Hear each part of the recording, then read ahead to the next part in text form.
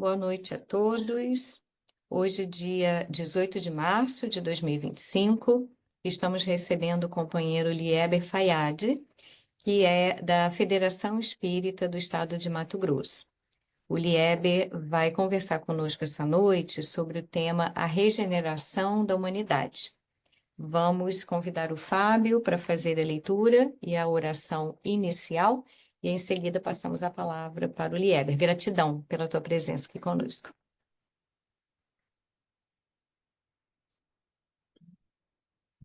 Boa noite a todos, boa noite, Lieber. Muito obrigado por se dispor a fazer essa palestra para a gente. Eu vou fazer a leitura do texto 127, Humanidade Real, do livro Fonte Viva, escrito por Chico Xavier, psicografado por Chico Xavier pelo Espírito Emmanuel. Humanidade Real. Eis o homem, Pilatos, João 19:5. Apresentando Cristo à multidão, Pilatos não designava um triunfador terrestre, nem banquete, nem púrpura, nem aplauso, nem flores. Jesus achava-se diante da morte. Terminava uma semana de terríveis flagelações. Traído, não se rebelara. Preso, exercera a paciência.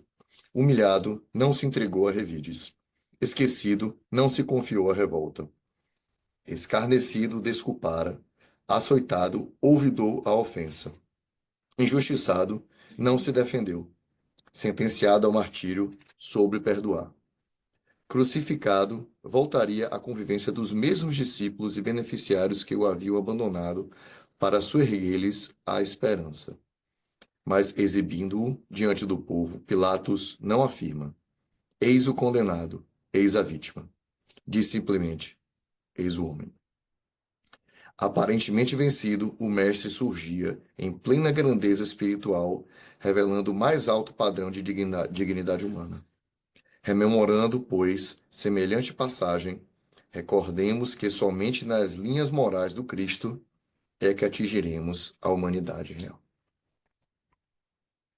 E assim, queridos amigos, convido a todos a acalmarmos nossa mente, apaziguar nosso coração e agradecer ao nosso divino Mestre Jesus, a nossa mentora Meimei e todos aqueles espíritos, né, que colaboram nesse trabalho edificante, em tom de agradecimento pela oportunidade de estarmos aqui mais uma vez para ouvir uma palestra que vai nos instruir, né, e nos ajudar na nossa edificação moral. E assim inspira o nosso palestrante da noite que se dispôs, com todo carinho, com todo amor, trazer um pouco do seu conhecimento para nós. Que assim seja, graças a Deus. Você vê. Gratidão, será uma alegria a gente refletir junto. O tema que nós vamos estar trabalhando tem muito a ver com a mensagem que o nosso Emmanuel nos traz. Vou compartilhar aqui com a gente, porque isso fica mais fácil para a gente refletir.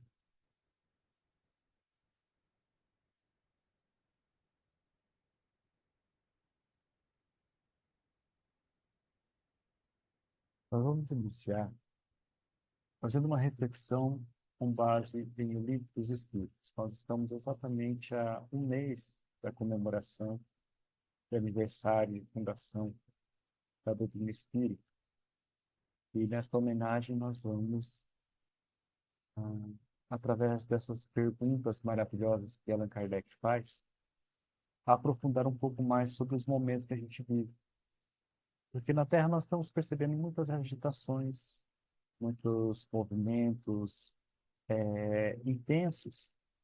Fazia muito tempo que nós não tínhamos, por exemplo, tantos conflitos espalhados pelo globo como agora. Nós vamos perceber que também na sociedade, na família, nós estamos percebendo também como se fosse acentuar-se esses conflitos, somente de ordem íntima, como, por exemplo, movimentos de depressão, de ansiedade. Cada vez mais temos identificados aqueles de nós que nascemos com condições neurotípicas, como, por exemplo, TDAH, ou síndromes de Down, Nós estamos vendo pessoas com autismo. Isso vai crescendo no número cada vez maior. E nós vamos buscar a compreensão disso. Em O Livro dos Espíritos, Allan Kardec ele vai trazer para a gente em uma das questões que são todas nós temos dentro do Livro dos Espíritos algumas questões que elas são pilares. Elas trazem umas reflexões um pouco mais profundas, aonde nos levam a um diferencial no nosso salto de consciência. E essa é uma delas, quando nós vamos ver na questão 115. Allan Kardec ele vai trabalhar aqui conosco uma percepção de quem nós somos, aonde nós estamos e para onde nós vamos. Uma pergunta muito simples. Os espíritos uns terão sido criados bons e outros maus. Porém, as respostas que vêm dos benfeitores da humanidade, elas nos levam a um aprofundamento, um desdobramento muito maior. Vejamos a resposta. Deus criou todos os espíritos simples e ignorantes, isto é, sem saber. Então, essa faixa inicial. Porém, veja que agora ele vai nos demonstrando justamente esse caráter nosso enquanto espíritos. A cada um de nós nos foi determinada uma missão. Qual que é o objetivo? De nos esclarecer e de nos fazer chegar progressivamente à perfeição.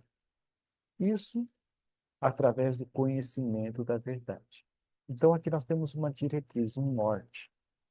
Todos nós, ao encarnarmos, nós vamos passar por missões, mas nós, apesar da encarnação, a nossa missão ela continua.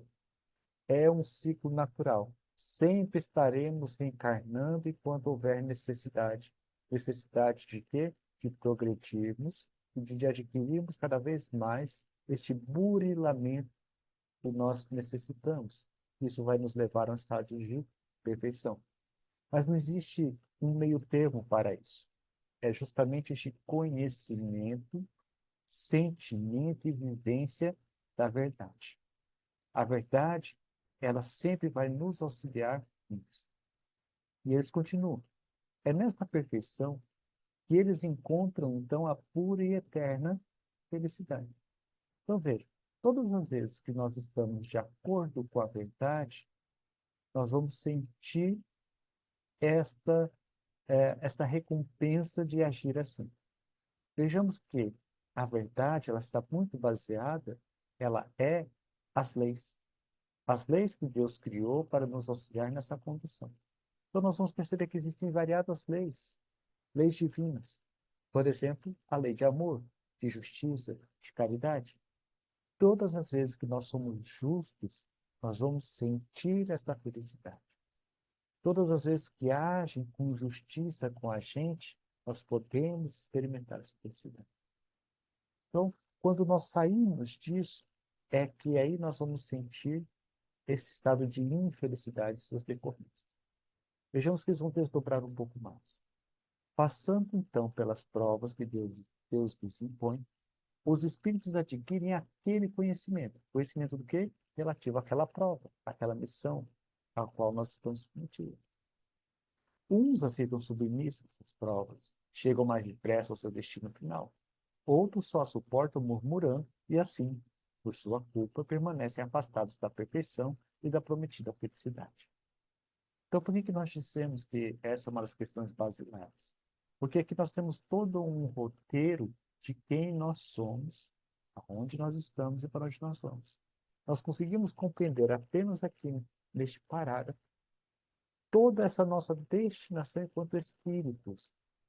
Kardec, quando ele faz a pergunta, nós, refletindo através da resposta, nós tiramos de nós um peso desnecessário e nos aproximamos da verdade. Qual é a verdade? É verdade que eu sou mau? Não. Eu estou num estado ainda de imperfeição. Eu sinto os sintomas dessa imperfeição.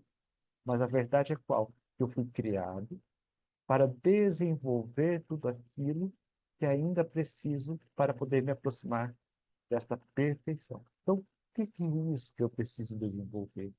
O que é isso que me falta, que precisa ser trabalhado? Então, nós vamos compreender que existem mensagens complementares em toda a obra.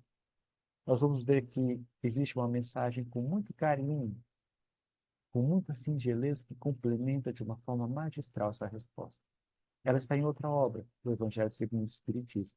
No capítulo 11, amar ao próximo como a si mesmo, com instruções dos Espíritos. Aqui é uma das mensagens de Lázaro, a lei de amor.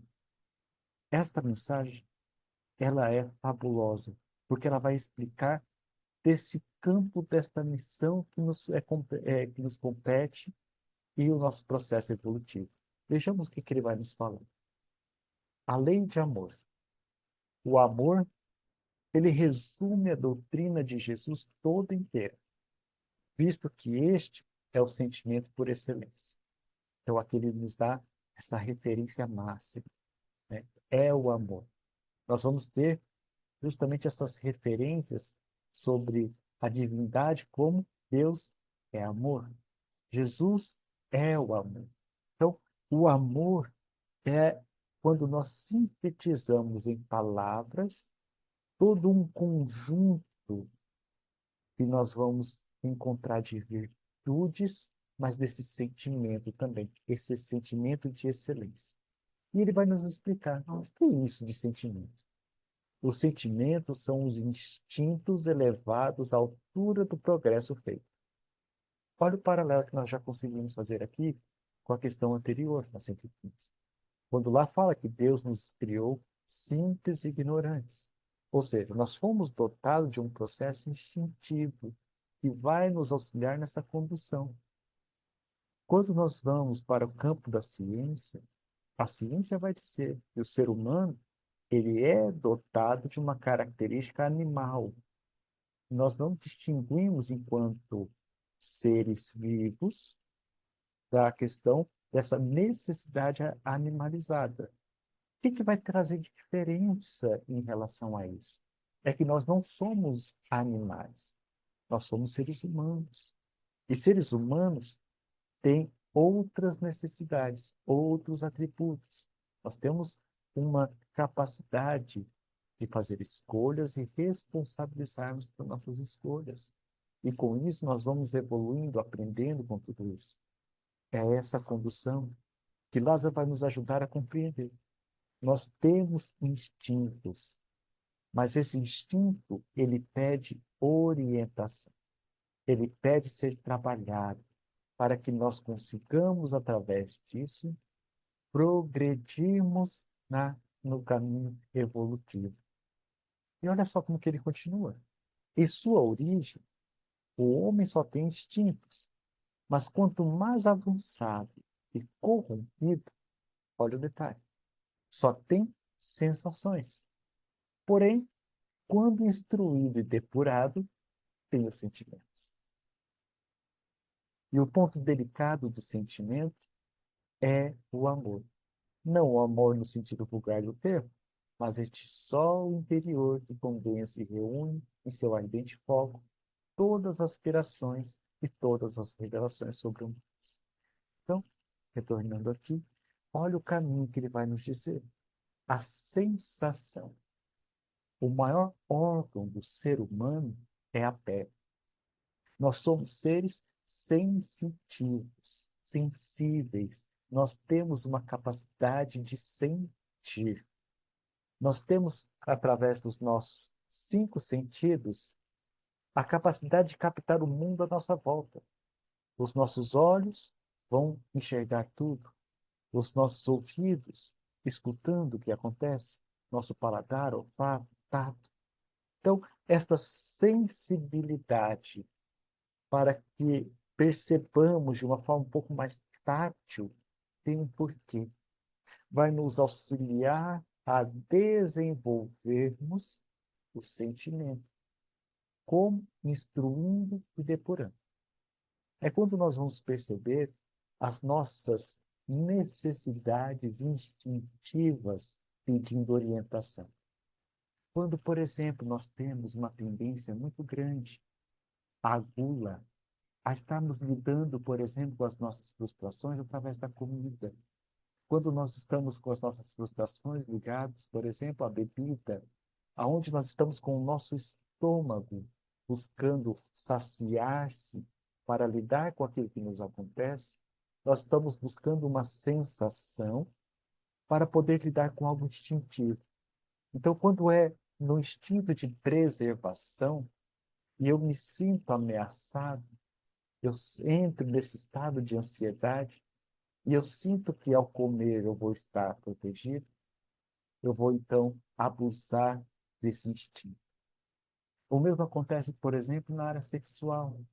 Se eu sinto de mim uma tendência muito forte a buscar sempre esta compensação sexual em tudo que acontece na minha vida, está pedindo orientação para que esta sensação possa ser instruída e depurada, para que eu possa, através disso, desenvolver cada vez mais, buscando a verdade, como nós vimos anteriormente na Santa Doutrina, compreender o que me acontece.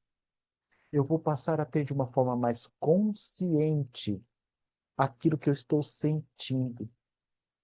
E através daquilo que eu estou sentindo, eu vou me reorganizando para poder seguir adiante.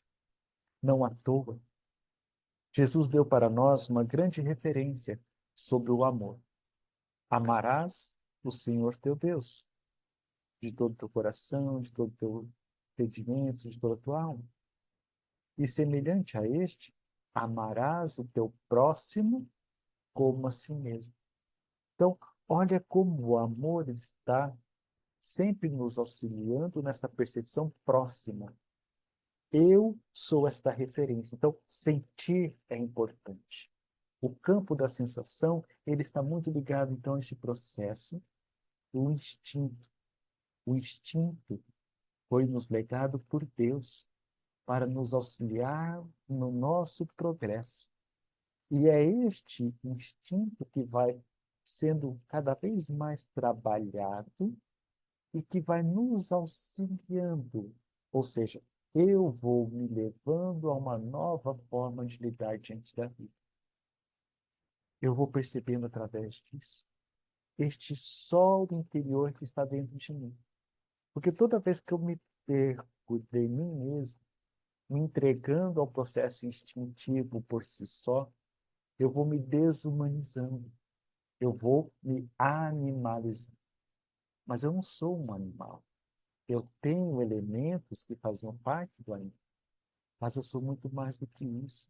Então eu vou sentindo as consequências e a repercussão disso. É quando nós vamos ver na questão 115, aonde a gente vai sentir aquele murmurar, aonde a gente vai sentir a dor.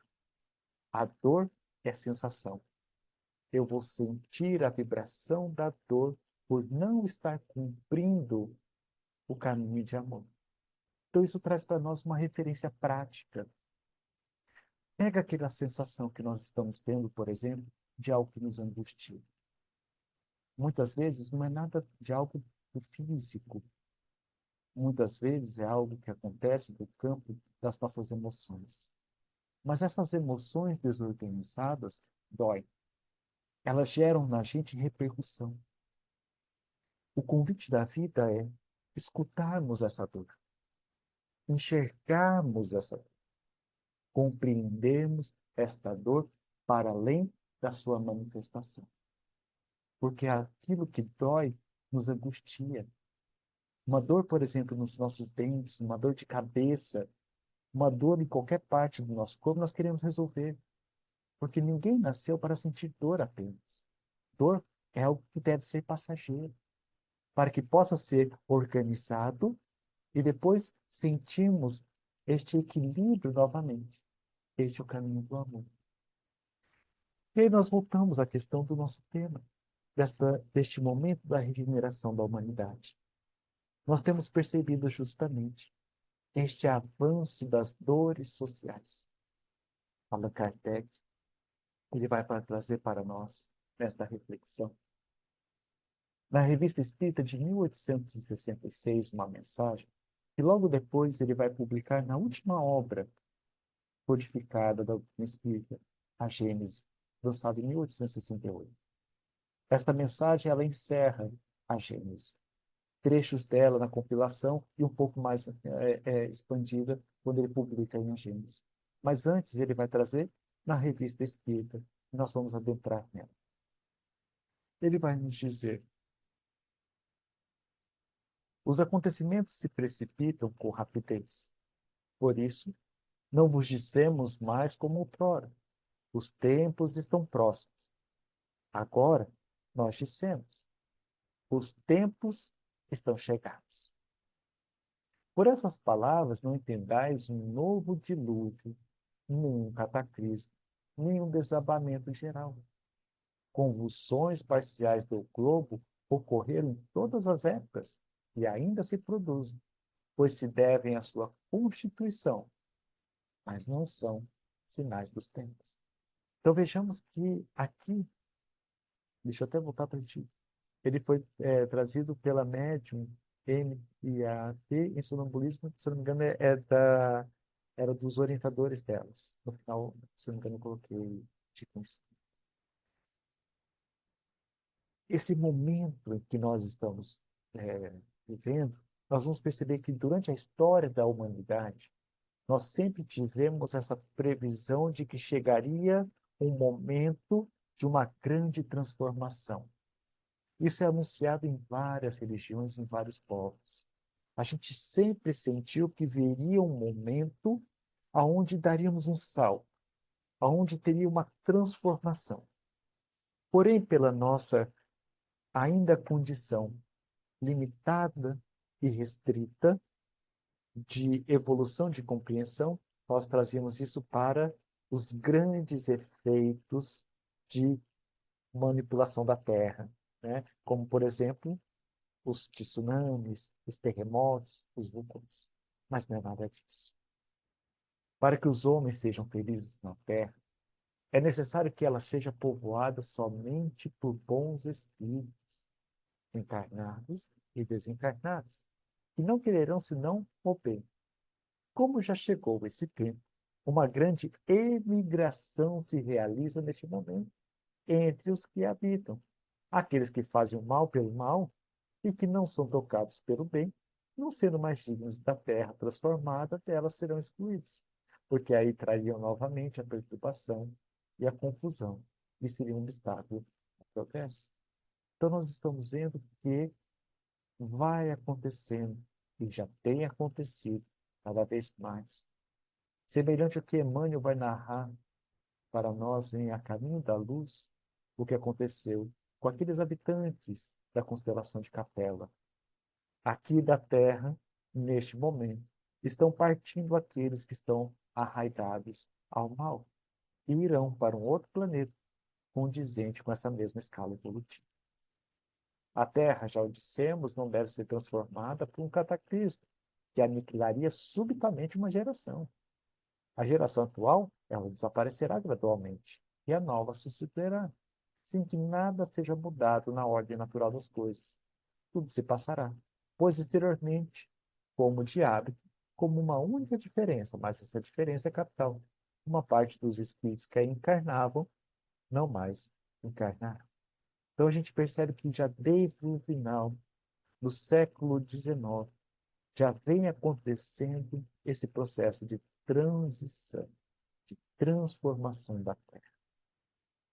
A nova geração que deve estabelecer a era de progresso moral, olha só a definição que se traz.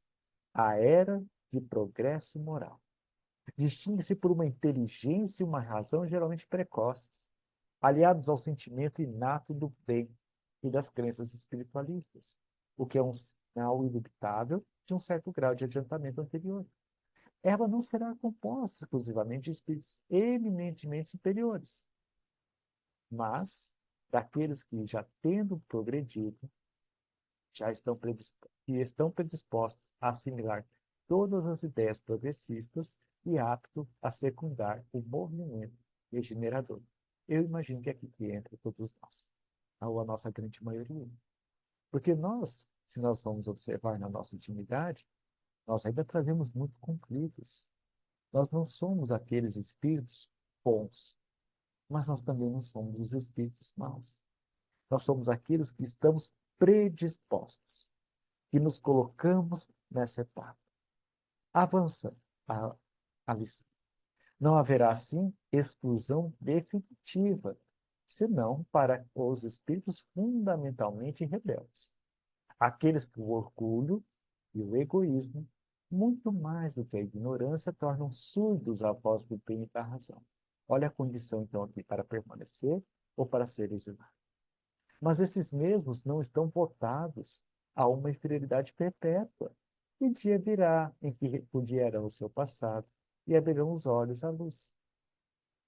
Ora, pois, orai, pois, por esses endurecidos, a fim de que se emendem enquanto ainda há tempo, pois aproxima-se o dia da expiação. E como se a destruição não marchasse bastante depressa, isso aqui é uma coisa que nós temos percebido cada vez mais. E vale uma atenção principalmente para nós pais em relação aos nossos filhos. Ver-se-ão os suicídios multiplicando-se numa proporção incrível até entre crianças. Aqui nós prestemos atenção em relação ao acesso dos nossos filhos às redes sociais, aquilo que se acompanha, as tendências que são lançadas.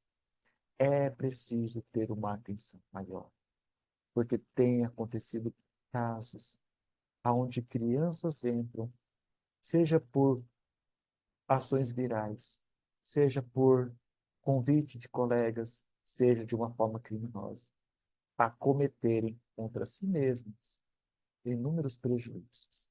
Então, precisamos estar atentos, porque o nosso tempo que nós vivemos hoje pede isso. A loucura jamais terá ferido um maior número de homens que antes da morte serão riscados dos números dos vivos. São estes os verdadeiros tempos. E tudo isto realizar-se-á pelo encadeamento das circunstâncias, assim como dissemos, sem que em nada sejam derrogadas as leis da natureza.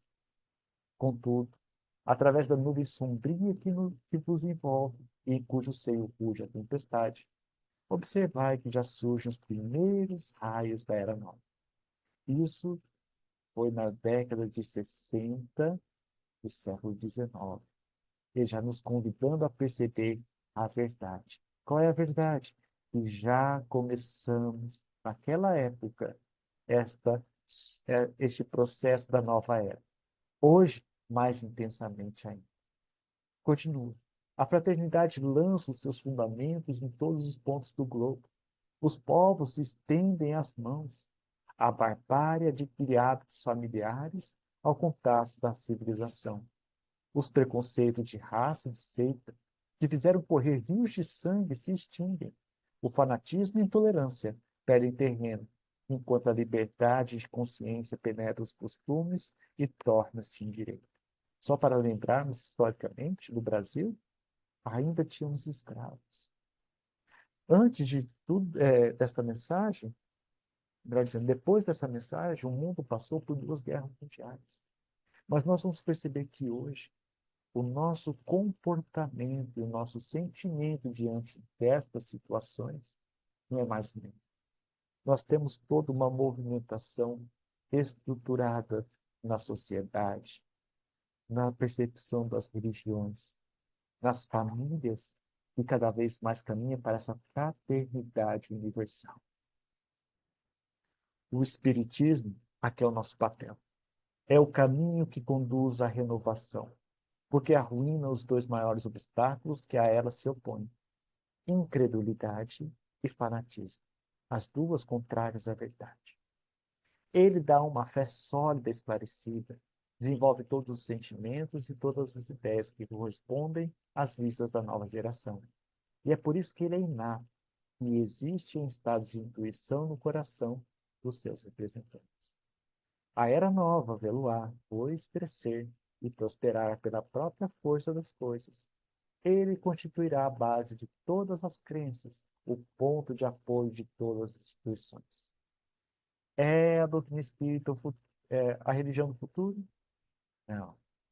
É o futuro das religiões. É esta orientação que nós temos em relação à doutrina espírita.